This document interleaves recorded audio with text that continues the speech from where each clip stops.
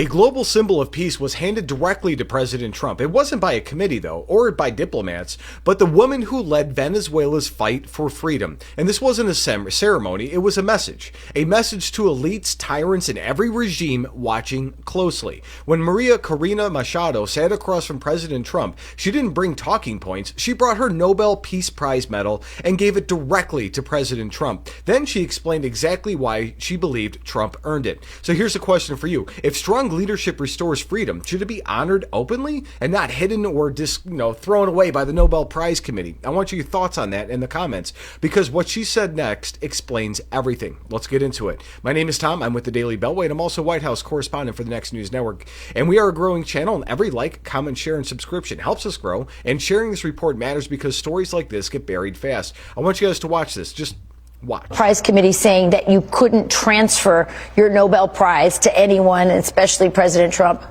You did today. Why did you do that? Because he deserves it.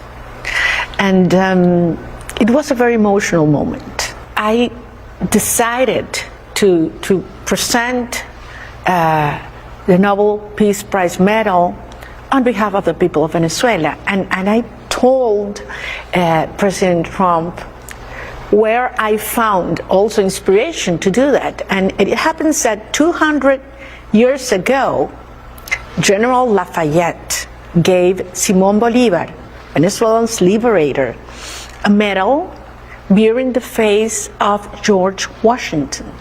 And it was in tribute to Bolívar's fight for freedom in the continent.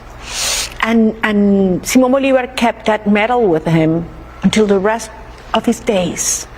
So 200 years later in history, the people of Bolívar are presenting to the Washington's heir in retribution, in this case a medal, that's the Nobel Peace Prize medal, for what he's doing to liberate Venezuela and for freedom in the Americas. Maria.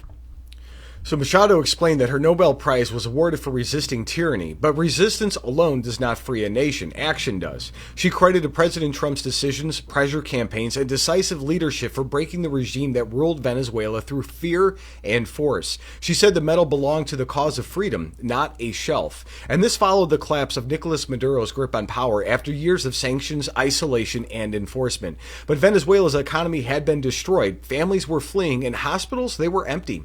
Machado reminded viewers that socialism did not fail quietly. It failed loudly, publicly, and painfully. So let me ask you guys this. I want